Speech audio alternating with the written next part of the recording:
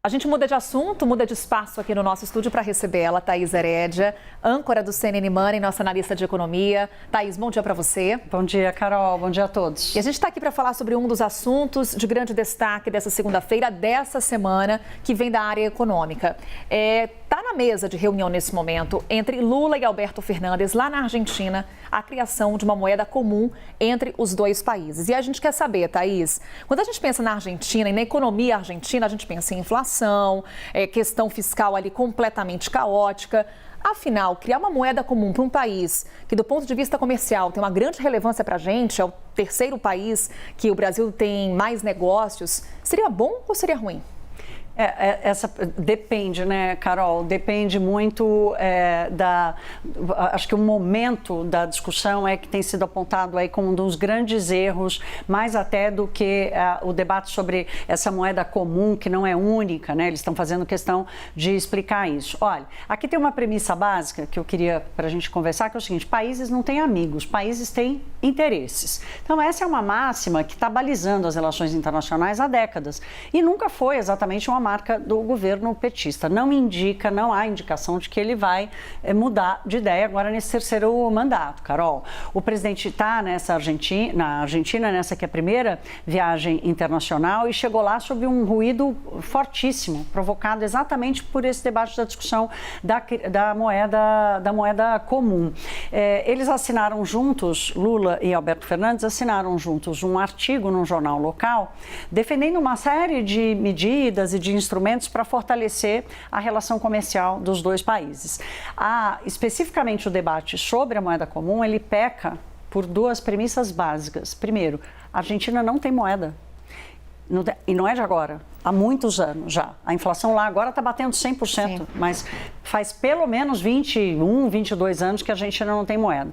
O segundo fundamento é que a Argentina não tem fiscal, não tem fundamento fiscal. Então, como é que nós vamos fazer uma contraparte monetária, mesmo que seja para determinar e para balizar relações comerciais, com um país que não tem as premissas básicas da economia, sim, e não apresentam nenhuma estabilidade financeira e econômica para gerar negócios para o Brasil. Então, é essa confusão que está no centro do debate. Ontem eu conversei com interlocutores do ministro Fernando Haddad, da equipe econômica, e eles, olha, vocês estão confundindo, não é moeda única, a gente não quer criar um euro latino, não é nada disso, é um instrumento que seria usado, mas mesmo assim, mesmo que não seja uma moeda única e tudo mais, isso traz repercussões aqui e acaba fazendo esse ruído na compreensão do que é prioridade para o governo, né?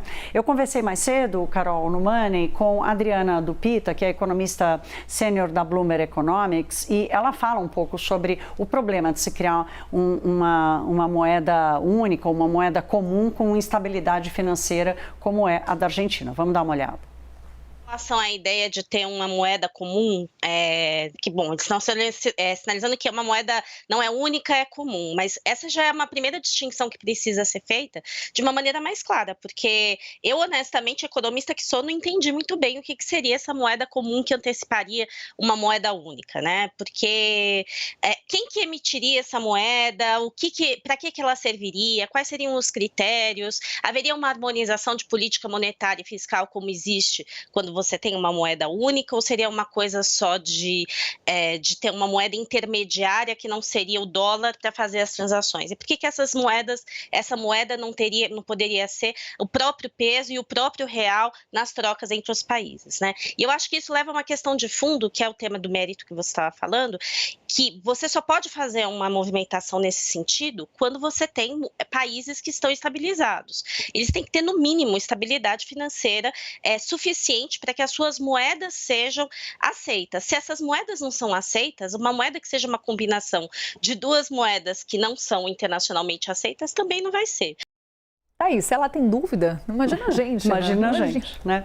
Olha, tem um ponto importante que a Adriana trata aqui, que eu quero chamar a atenção, quando ela fala tem que ter harmonização monetária e fiscal.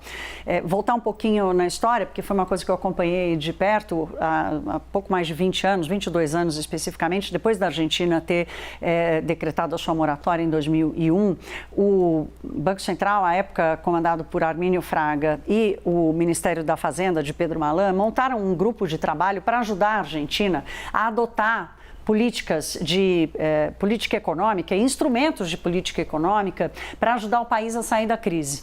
E uma das propostas era criar uma harmonização de como tratar os indicadores e as estatísticas fiscais. Então, olha, vamos mostrar as contas públicas do mesmo jeito?